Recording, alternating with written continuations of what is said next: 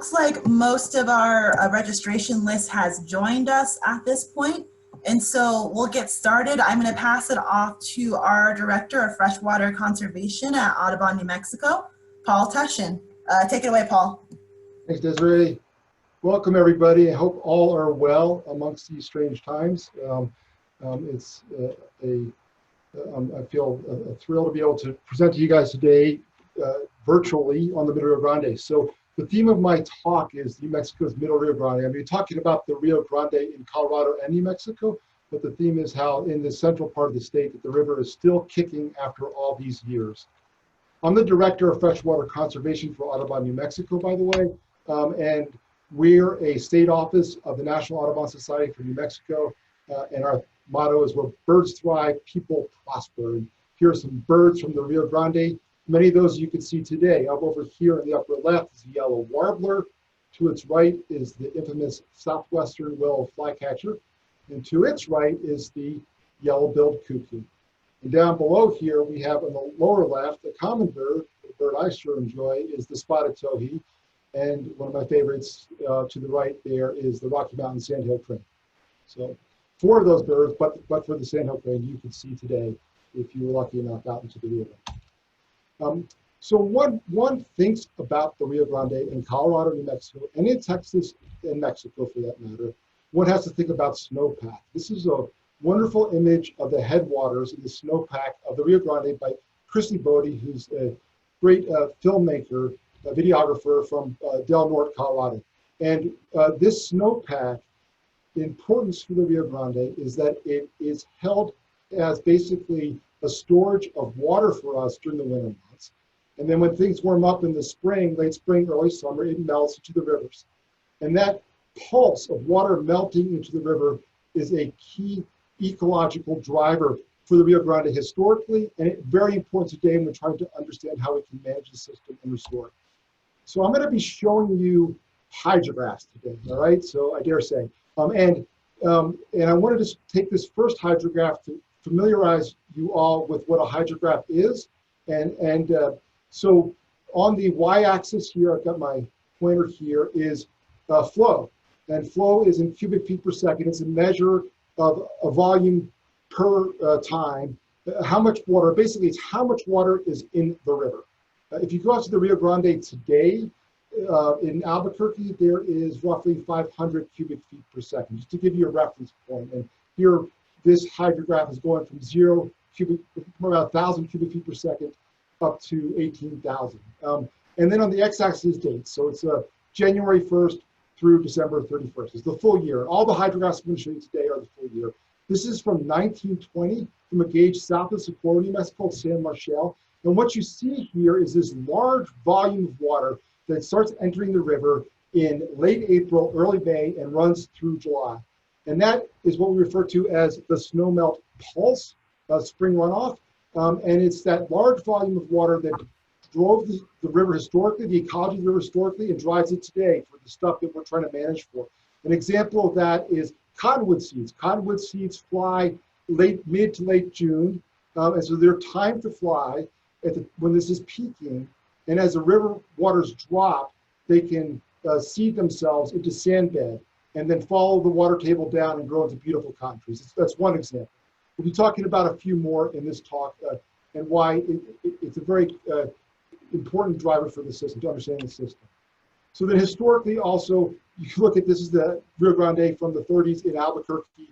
It was very different than today, but this pulse would have run through the system and moved the river around and driven the ecological processes. So what I want to impress upon you today is that this is happening on a much more diminutive, lesser scale, but is still happening, and why that's really important in the Middle Rio Grande.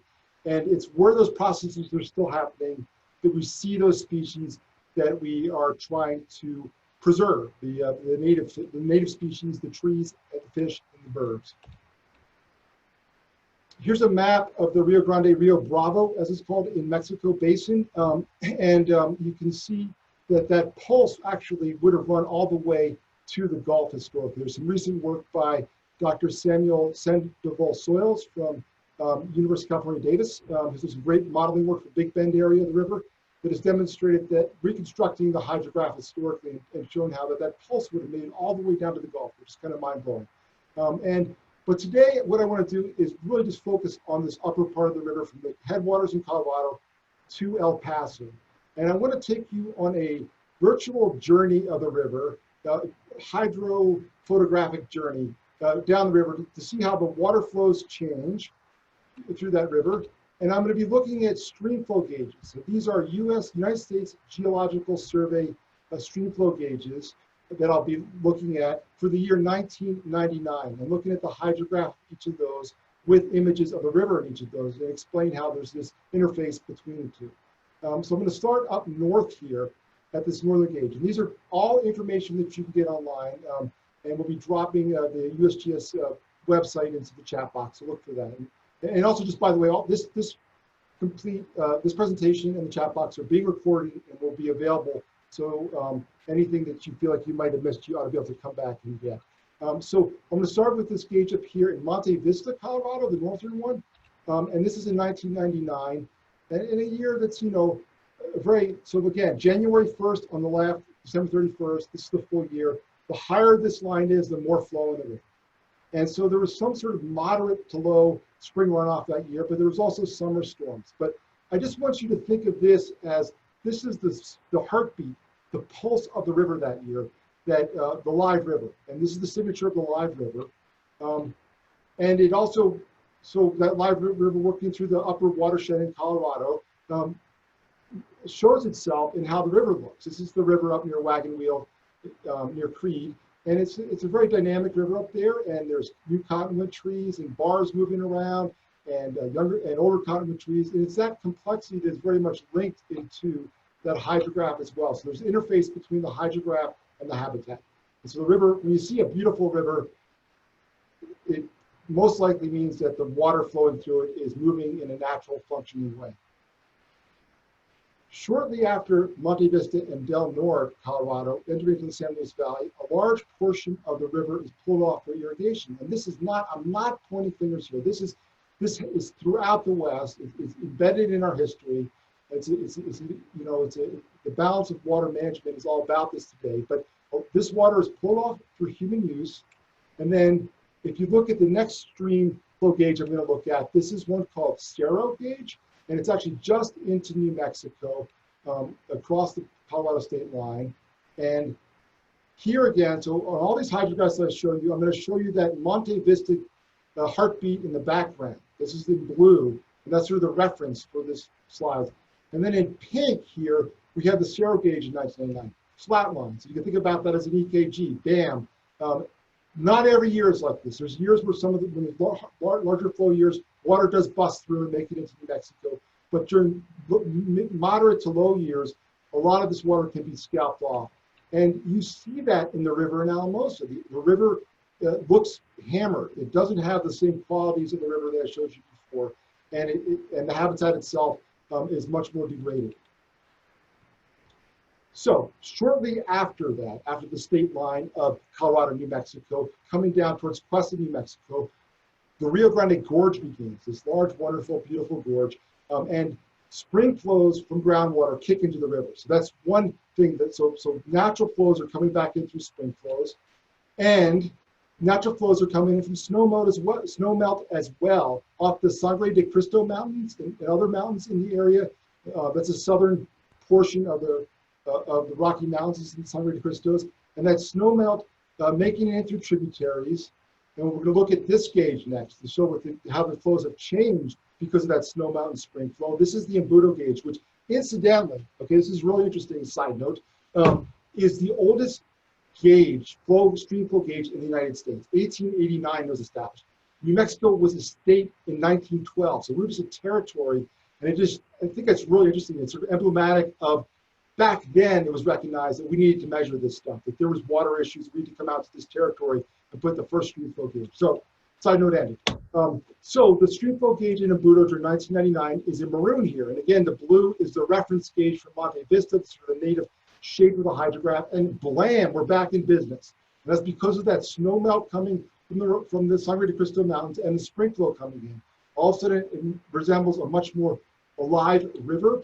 And the habitat itself in this area is much more, it's beautiful and it's much more dynamic, and it has different age classes of trees and shrubs and the qualities that we look for in live river.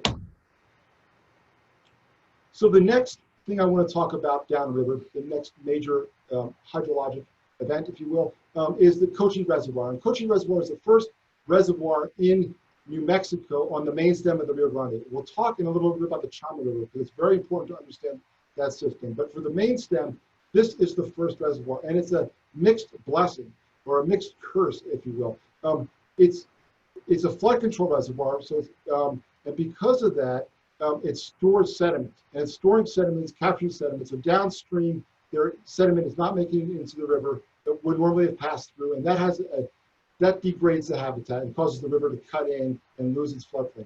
But the positive side, the glass half full side, is that this reservoir passes, inflows coming into it, passes outflows. So you still retain the natural shape of the hydrograph. And that's really amazing and really important for the area that we spend a lot of time on south of here in the central part of the Rio Grande in New Mexico. So the next gauge I want to show that shows you that is this gauge down here, this blue triangle. That's the San Marcel gauge. That's the first slide I showed you from 1920 was from the San Marcel gauge. It goes way back, really cool. And again, you can get all these data. They're all available online to look at. Fascinating stuff.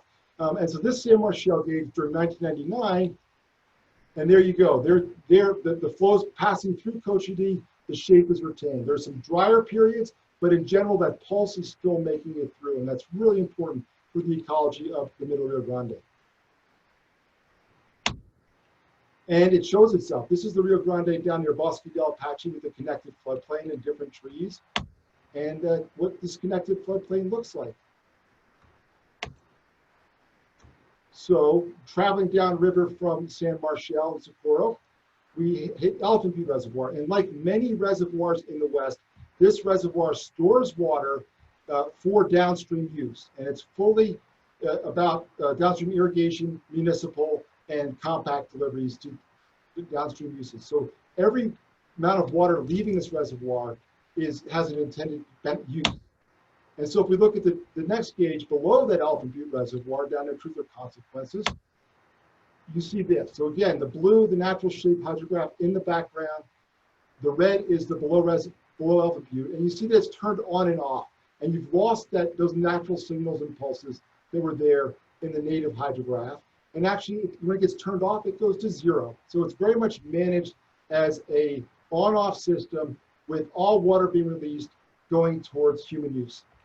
And you see this. This is the river downstream there near Hatch, famous for its chilies.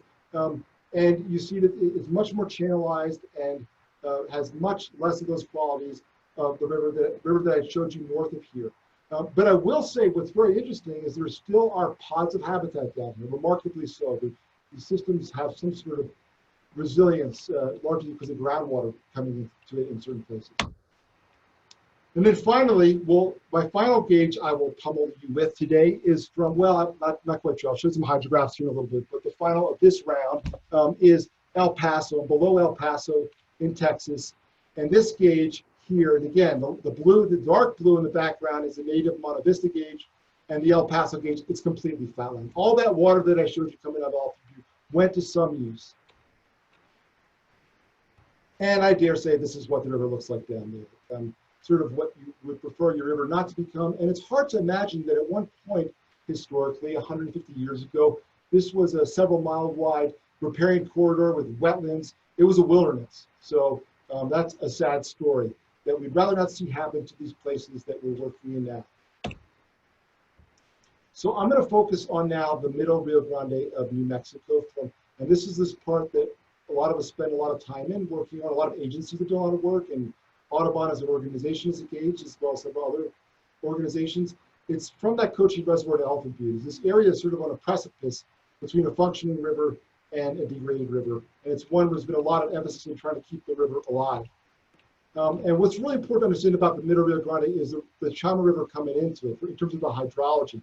I showed you up here, if you can see my pointer, here's the Rio Grande main stem. So we started that was that gauge, the Cerro gauge at the state line that was flatline. The Abuda was down here, and down south would have been the San Marcel. So that's what I took you on. So we hit the Cochi Reservoir as the first reservoir. This Chama arm, though, is where all the water management is. This is where these reservoirs provide a lot of control for flows down to the Middle Rio Grande and south. And what's important to know about these is that there's several reservoirs. There's this one up here, Heron Reservoir, and all the water in Heron is coming from the Colorado Basin. It's called the San Juan Chamo Project, and it was done in the late 70s for providing drinking water for Albuquerque and other cities. But it has other uses as well today. And then below that is El Vado, and that's the primary reservoir for the irrigators in the Middle Rio Grande, and that's taking its water from the upper watershed of the Chama. And the below that is Advocacy Reservoir, a flood control reservoir, but it also stores San Juan water. But there's a lot of complexity there, but the importance is that this is where the management occurs. And then the question is, who manages the water? So this is the list of the primary 6 agencies for managing the water in the Middle Rio Grande. I'll read them: the United States Bureau of Reclamation, the United States Army Corps of Engineers, the New Mexico Interstate Stream Commission, the Middle Rio Grande Conservancy District, the Albuquerque Bernalillo County Water Utility Authority, and the New Mexico Office of the State Engineer. It's a lot of words there, and a lot of, these are great people working for these agencies, but it's often hard to really understand what they do. And as a sort of a fun mid-talk diversion, I'm going to do a type of Jeopardy here, where I'm going to ask you guys out there right now. I'm going to read something. So this is I'm going to describe an agency, and I want you to vote on which agency you think it is. Hopefully you can see that. You may not be able to see it if you're on Facebook Live. Okay, so which agency manages the Water Smart program? This is a national program that improves water infrastructure, water conservation, and river habitat.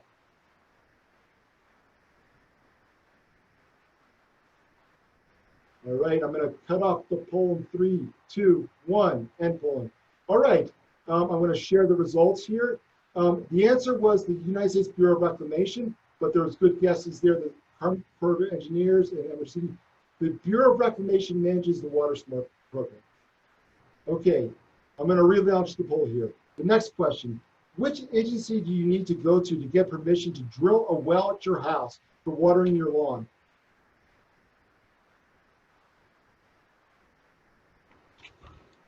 Okay, 3, 2, 1. And then, I shared, it was New Mexico Office of the State Engineer. I think I clicked too many times there. It was Office of the State Engineer is the answer to that. And then this is not, let's see.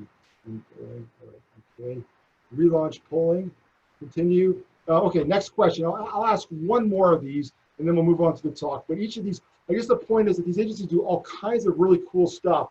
And I think it's really, you can Google the agencies and find out what they do, but it's very important for our river health. And they do a lot of wonderful stuff for river health. Let's do one more. Which agency can you thank for providing water to the chili farmers in the Sakura area? Okay, that's there we go. All right, I'm gonna end the polling, and that's the Middle Rio Grande Conservancy District. So that just gives you a flavor of some of the cool things the agencies do. Green chili certainly is a wonderful thing. And I'm going to end the poll now and go back to the presentation. Let's see if this works. Oh yeah, there's a slide I was meant to present behind it. Okay, so the Middle Rio Grande, I'm going to dive into this now. Looking more closely at the Middle Rio Grande and the challenges that we have there. So these are hydrographs again, okay? And this is that San Marcel gauge, and in the background, the blue one is that 1920 gauge one. The pink is 1952, I think. I can't see my side, but yeah, 52. And then the yellow is 1997. So, to me, this is the glass is half full slide, in that there's been an overall net reduction in water volume. I took sort of out of these decades, I sort of qualitatively chosen years that I felt were sort of average, if you will. And there's an overall net reduction in water. There's a lot more water use going on, arguably some climate changes as well. But the pulse is still making it through the system. And that's sort of the glass is half full. We're still getting that primary driver running through the system certain years. And we have a lot of endangered species issues in the Middle Rio Grande, and I would say we have them there for a reason. These endangered species are telling us something. Endangered species are around in the Middle Rio Grande because the river is still alive. So the silvery minnow, for instance, used to be the most common minnow from about Espanola, Santa Fe, all the way down to the Gulf and up in the Pecos. And now it's really limited to the Middle Rio Grande largely. And it spawns on this late spring pulse that I talked about. That's when it's these semi-buoyant eggs that blast down a river, and they want floodplain to drift out onto to grow into larval fish, into fish to come back into the river channel. So it's very keyed into that pulse. As is the southwestern mole flycatcher, which nests during late spring floodings, and it likes wild wetlands and an active floodplain. And these components are still part of the system. So these species are on a precipice, but we still have a chance to save them. And actually, they're pretty reasonable surrogates for the functioning of the river and the entire ecology. So if you do something to help the spawn of the silvery minnow, you're going to help the cottonwood trees as well. So these are the challenges. These are sort of the grisly stuff that deals with. This is down near Bosque Del Apache, and we see drying most years down there. You know, at least every other year, there's drying, if not more. First place for the river to break, and this is what the dry river looks like. So managing the river, trying to minimize. It's really not a question of trying to keep the river whole, because I think we're beyond that ability, but it's a measure to minimize the drying and try to keep the river alive. It's really what the focus has been on. And then here's the tamaris, salt eater. It's a invasive species that takes over, and it creates very monotypic habitat and monotypic poor habitat. It just doesn't provide good structure. And it also creates big fires that were never part of this ecology. And what these fires do, unfortunately, is they tend to make the land much more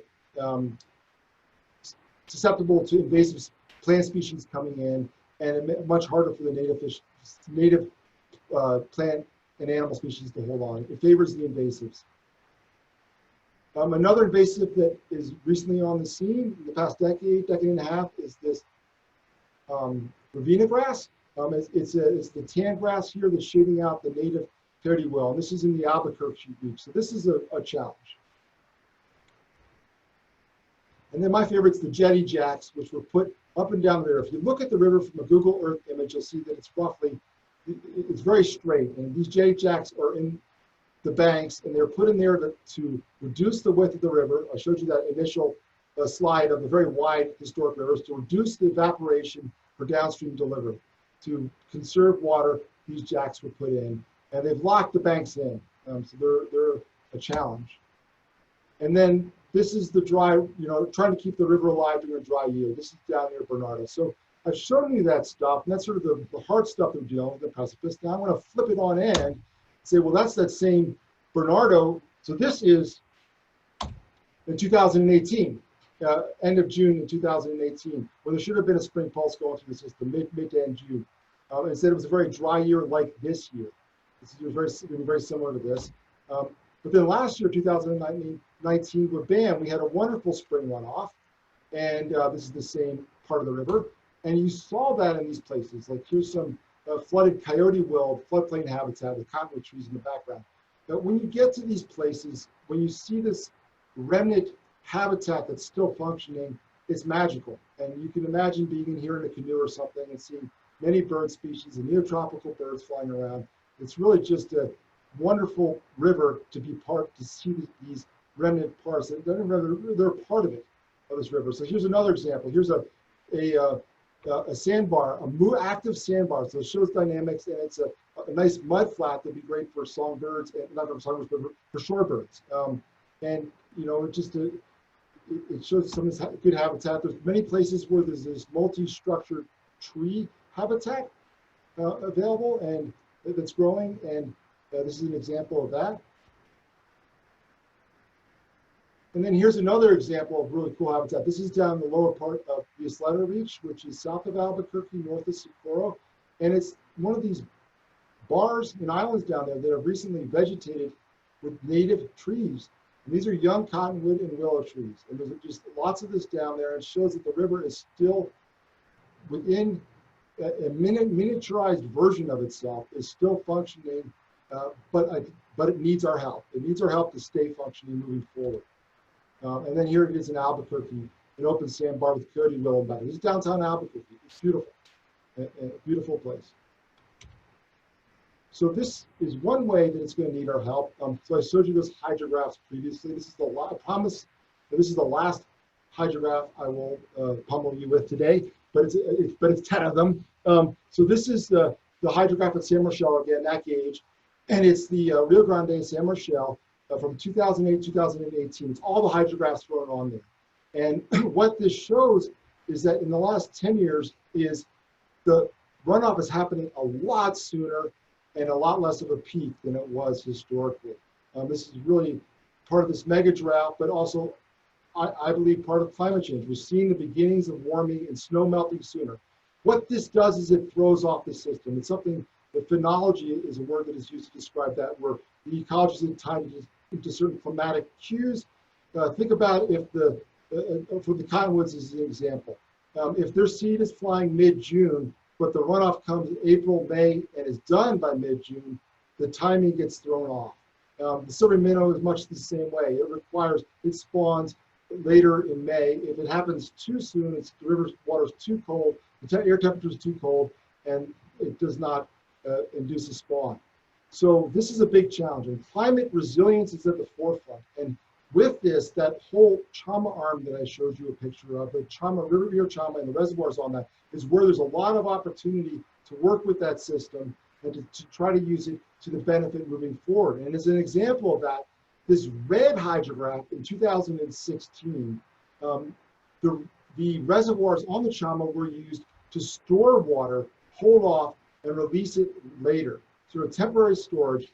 And what that did, this was done for the silvery minnow, but it was very successful. There was a great spawn that came, and there was actually a lot of cottonwood trees that were that germinated during that pulse as well.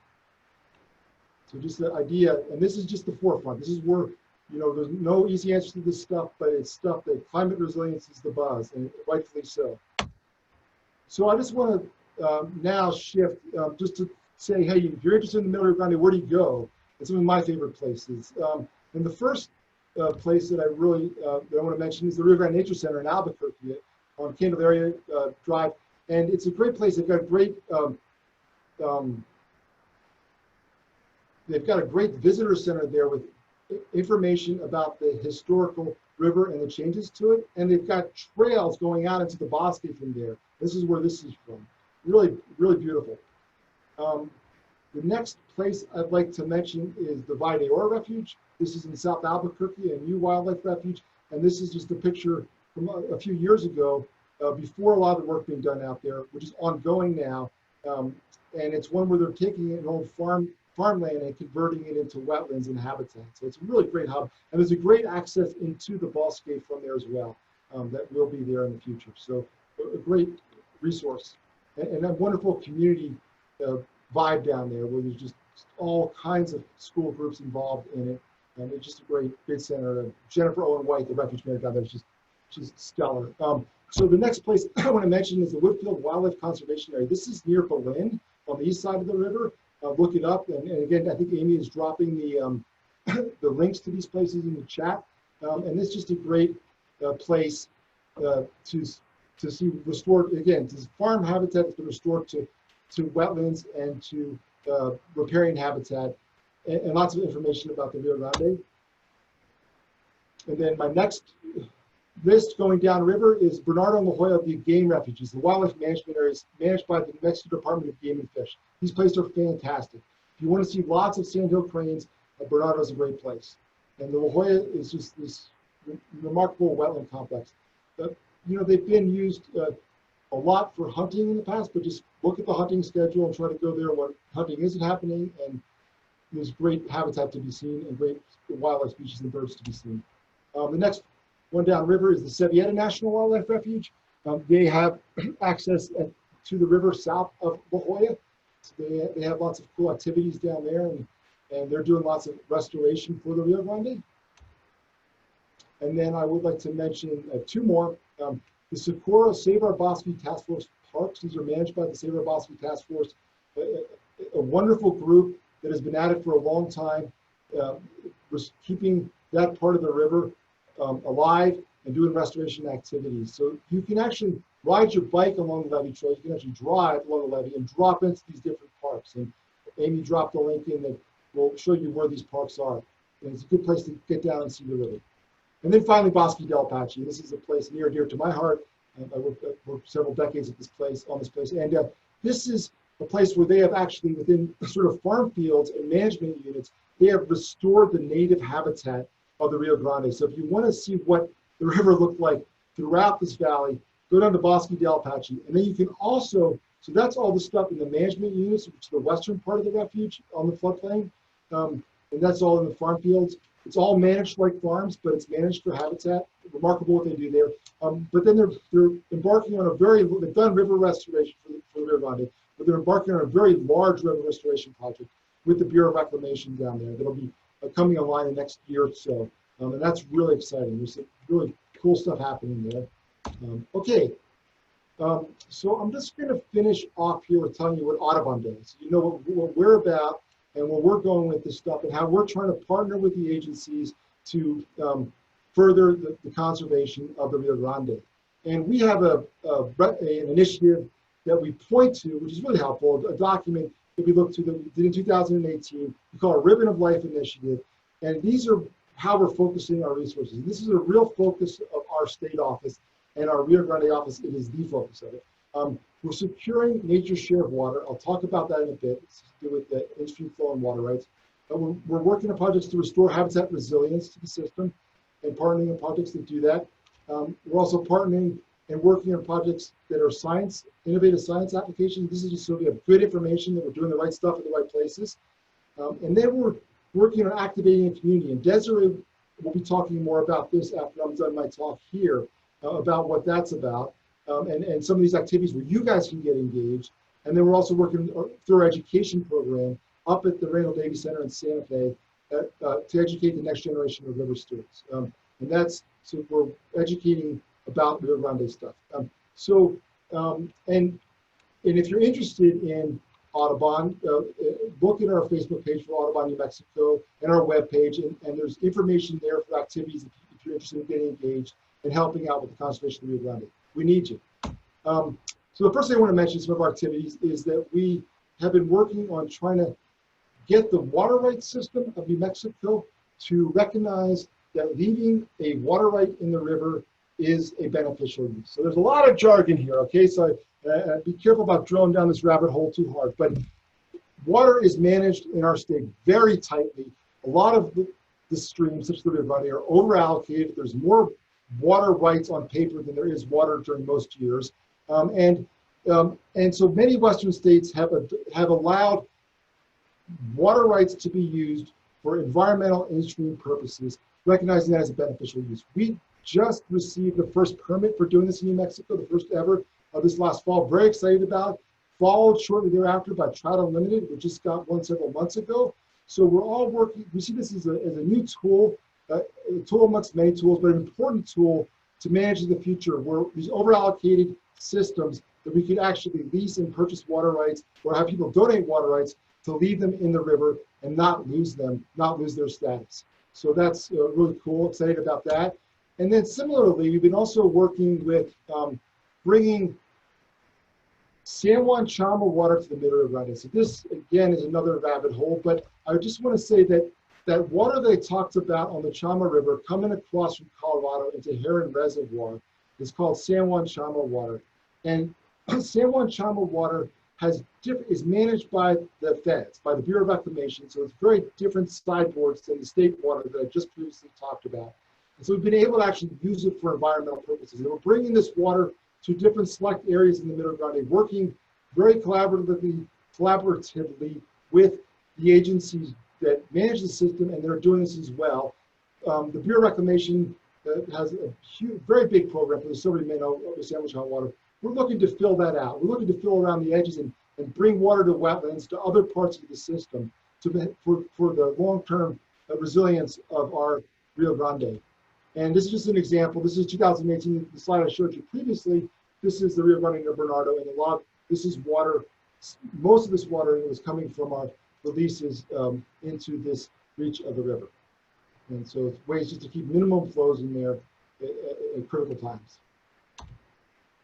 And then something else that we're working on, if you live in Valencia or Northern Sakura County, you may be interested in this. This is a group that we started, the Isleta Reach Stewardship Association, and it's a group that is a mix of agency folks and citizens from the Reach. It's Valencia, Northern Sakura County. It's south of Albuquerque, north of Sakura, south of Sakura, out from the state. And it's a group that we're developing a conceptual restoration plan. We're identifying community priorities for this Reach.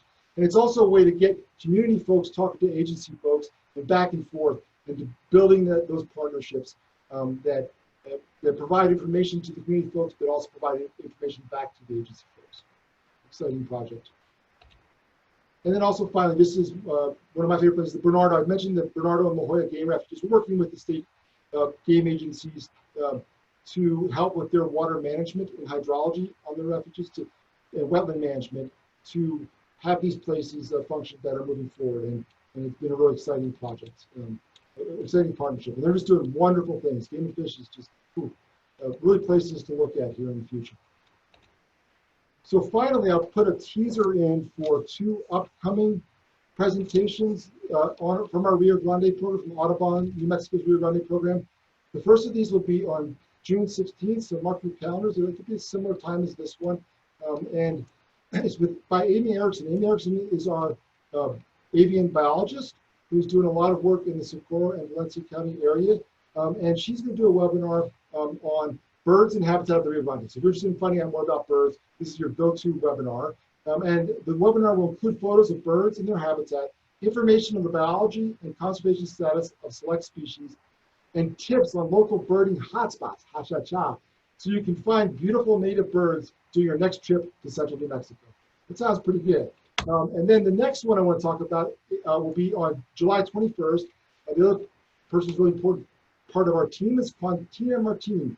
And Quantina Martin is not only a hydrologist, but she's also a drone pilot. So Quantina will discuss her work within the Middle Rio Grande and working with the Middle Rio Grande Conservancy District. They're the agency that manages the water in the Middle Rio Grande to the farming community. And her work is restoring key parts, and understanding and restoring key parts of the system. And so this will be a very visual presentation. If you want to see some cool drone imagery of the river in different places and see what it looks like, I urge you to tune in on July 21st. So finally, it's my final slide. I just want to leave you, I'm going to bounce to Desiree now, but I just want to say that this is a wonderful river that we have here, the Cherish, and it's on the precipice. We need to keep pushing and working on this river, and I think there's a lot of exciting activities that are going in the right direction. So we're really excited to be part of this larger community of folks working on the Rio Grande. So I'm going to now bounce to Desiree, and then after Desiree, there'll be an opportunity to, from the chat box, I'll answer some questions. Thanks.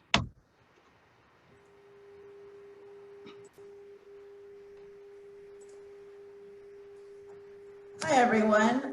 My name is Desiree Loggins, and I'm the Network Action Manager for Audubon, New Mexico. Desiree, we can't hear you. Let's see. Nope. I should be unmuted. Can you hear me now? Oh, looks like people are saying they can't. All right, great. Thanks, everyone. And so I'm going to talk a little bit about actions that you can take with Audubon, New Mexico. Desiree, you can't be heard. You're not coming across for some reason. We can hear you, Desiree. Yeah. Sorry, folks. Technical glitches happen. This is the Zoom world. And so there are a lot of organizations that are working to protect the Rio Grande. Audubon, New Mexico is one of them. And so I'll speak a little bit about what we're doing and how you can plug into our work. So next slide, Paul.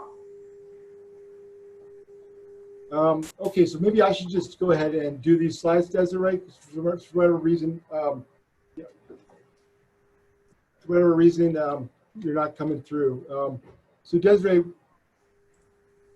let's see. What's going to talk about? Hey, Paul, it sounds like people can hear me. Maybe can someone text Paul really quickly to let him know the audio is okay?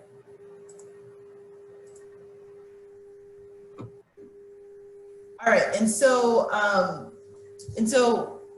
one of the ways that you can engage with us, and I'll just say that, as we've all learned, this river system is really complex, and it takes a number of creative and innovative solutions to support the Rio Grande's resiliency. So this doesn't mean that this work can only be done by those with water rights, water managers, or nonprofits. We all have a personal stake in the river. It's where we recreate. It holds centuries of historical and cultural connection, and simply put, water is life, right? And so that shared investment in the river is quite powerful. And when we come together as a community to understand, like right now, how the river flows and share our stories about how we relate to it, we really can cultivate influence that's felt by lawmakers and other decision makers. And it also helps us celebrate this really great resource that we have in our state.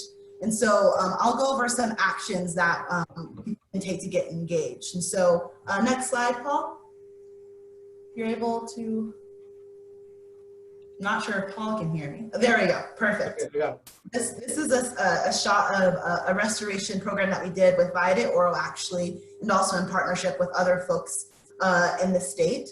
And it's in a really important way that you can engage in advocating for the river. It's through hands-on action. So getting really dirty in the field. You can do that with us, but I also want to shout out our local Albuquerque chapter, Central New Mexico Audubon Society. You can also plug in with them too, as they do a lot of hands-on work in the field. And so Audubon New Mexico generally hosts around 3 in-field volunteer programs a year to support our ribbon of life in New Mexico. And that's often done at Valle de Oro and evieta National Wildlife Refuge, where hundreds of people over the course of a year show up to restore riparian habitat where it was once lost. We also do a number of bird surveys.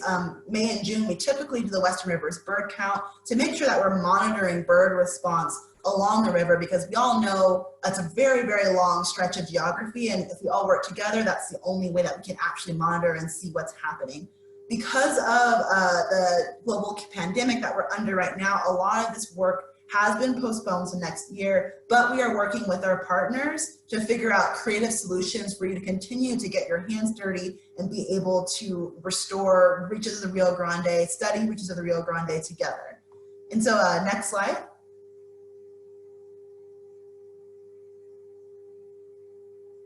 And so just like education and storytelling, digital advocacy and just general advocacy are ways that you can protect the Rio Grande at any time. And so we have a lot of ways for you to plug in and let your local legislators know, people in power know that you want them to protect the river, you want to support innovative solutions, and also just get folks that are making decisions about the river to understand it through sharing your story. And so a great way to do this is to plug into our Western Rivers Action Network, and we'll drop the sign up list in the chat box where you can sign up, and you'll be alerted to when there's an action that you can take. You'll also want to sign up for our Audubon New Mexico newsletter, where we often share information about what's happening with the Rio. We like to highlight other folks' stories as well. And again, it just gives you opportunities to know when we're going to be having these webinars, when we do resume field restoration and bird surveys and all of those great things. So I hope that we're able to work together in advocating for the river, either in the field when it's safe, or right now at home as we shelter in place. And so on the next slide, we're gonna open things up for questions. And so remember, just drop those in the chat box, and Amy Erickson, who is our avian bird biologist, again, she's gonna be giving a talk on the birds and habitat of the Rio Grande a little bit later. She'll give questions to Paul to answer. Thanks for participating, everyone. Can you guys hear me okay?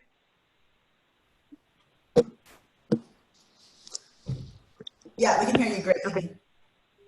Awesome, cool. Well, thanks Desiree and Paul. That was really informative, and it looks like we've got about 10 minutes or so for questions. So if you guys have more questions, just drop them in the chat box and I'll try to get to them. So I'm gonna put a link in the chat box right now. I had a couple people asking where you can find this webinar if you want to watch it later, or for people that didn't get a chance to see it. All of our webinars are going to be hosted on our YouTube channel, so I'm posting that in the chat box right now. And I also put a link to our Audubon New Mexico Facebook page. So if you want to follow us that way, that's a really great way to stay involved in what we're doing. So I don't know if we'll have a chance to get to all the questions, but I'll just go in order of questions that we received, and Paul can field these questions. So we had a question from an attendee. What is the range of the Rio Grande silvery minnow? Good question. So the silvery minnow is found in central New Mexico from Bernalillo rough down to Elephant Butte. So that's really where the wild and semi-wild population is stocked as well.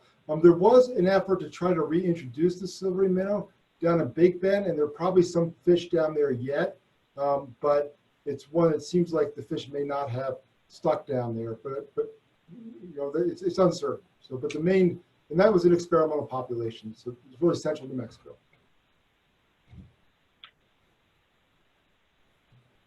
Okay. Okay, so looks like I'm having connectivity issues. Can you guys still hear me? Yeah. Okay, I'm back. We had a couple questions about water rights and how water in the Rio Grande is managed. So can you just talk a little bit about how New Mexico's water compact with Texas has an impact on flow levels? Yeah, our water delivery to Texas is really critical. So moving water through the Middle Rio Grande to Texas and ensuring that there's minimal losses and depletions is the big thing down to Texas. So that's sort of can drive a lot of efforts to try to make a very channelized river. So it's a real challenge. It's a challenge to try to keep the habitat vibrant and also work with the compact. Something that's going to be very important moving forward, but there's also a lot of work that's being done to try to do both conjunctively. Another question about water. What is the water outlook for this year? So this year is very remarkable, very, very interesting. 3 months ago, it was looking like we had about 100% snowpack.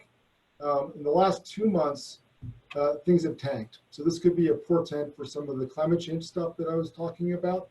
And now the water outlook is looking like it's going to be much more of a dry year in the neighborhood of 50% or so in terms of, 50%, 100% being average. 100% is like, that's average of the past 30 years.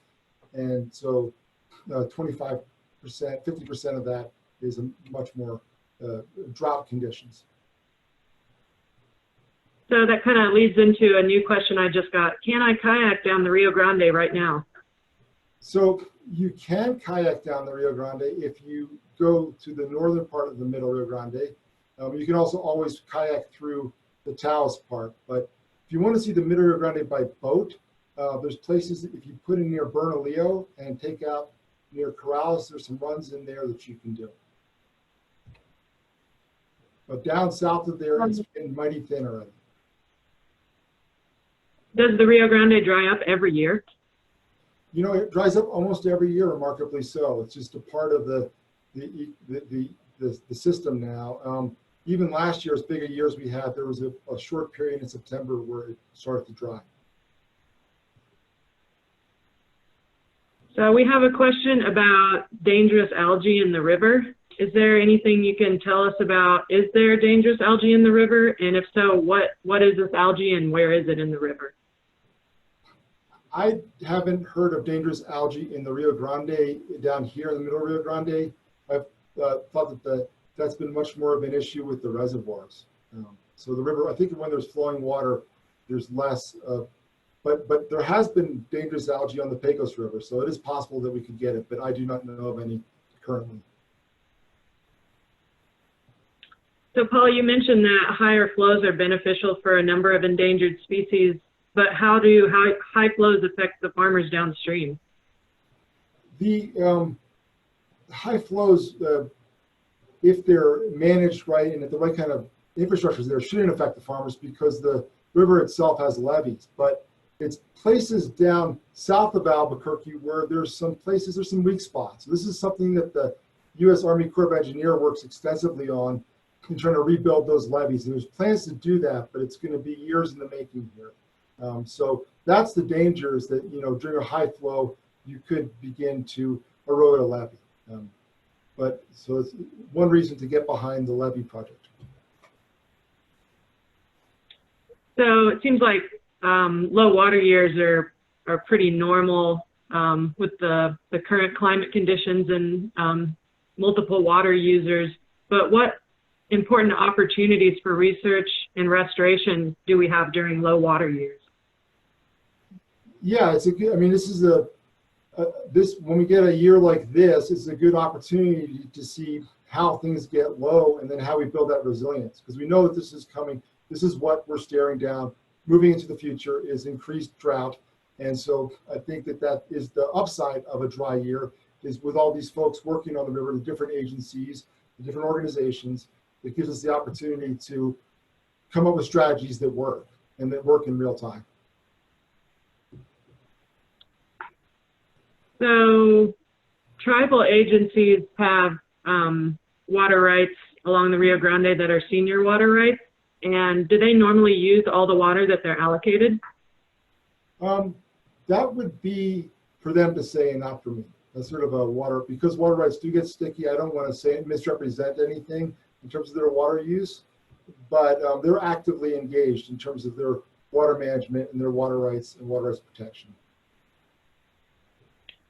And Paul, do you know where the Rio Grande usually goes dry? We're getting a number of questions. It seems like people are antsy to get out on the river and do some floating. So do you know which areas are more likely to dry up this year, or which areas usually stay wet, which might be good kayaking? Yeah, canoeing? so again, I think even right now, the only game in town is really from Bernalillo down to Corrales in the Middle Rio Grande. Of course, you can go north, as I said, and you can also float the Chama as well. But for the Middle Rio Grande, that's it. Down south of there, when you start getting below 500 cubic feet per second, it gets very challenging for floating. You'll be dragging your boat a lot, and especially when you're looking, down in this level reach that flows around 150 cubic feet per second. That's too thin. So and it usually breaks. The first place it breaks is usually around Bosque Del Apache, and then it starts to break in places south of Los Lunas. Secondly. Great. So, Paul, can you tell me one thing that the public should know about the Rio Grande and one thing that people can do to help the river? So one thing you should know about the Rio Grande is that there's a lot of functioning habitat out there, but it's on the edge and it needs help. And it's a very important resource for our state. It's the heart of New Mexico. And then secondly, I would say, for helping, the first thing is getting out and knowing it and loving it and loving that river and getting out the trails and seeing it, going to some of those places that I suggested in my talk, and then stay engaged. So you can stay engaged with organizations like ours. You can read the papers, look for different blogs, and just being aware of the issues is really important, because the opportunities will arise for plugging in and having your voice heard for the river. Cool. Thanks, Paul. Well, we've only got a couple minutes left. I'll ask one more question, and then I can post all those links in the chat box again that I posted earlier, so you guys don't have to scroll up and try to find them. It's just a lot of links that show you cool places around the Middle Rio Grande and things you can do to get involved and how you can stay on top of what Audubon's up to in the area. So I'll give you a final question, Paul. Somebody wants to know, once we get past the shelter in place, what kind of volunteer opportunities is Audubon going to have? Look for opportunities similar to what Desiree was presenting on, and that are these planting days, and which will obviously, we'll be starting off slow on some of those just because we don't want to risk anybody's health here. But for those, and then more information coming out to these webinars, and we're looking for innovative ways to get your involvement in the river. So there will be opportunities.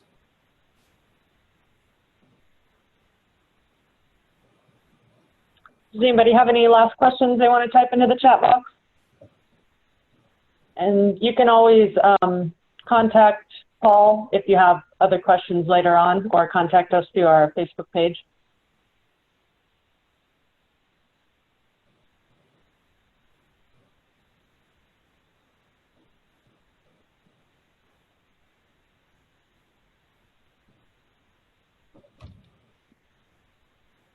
Okay.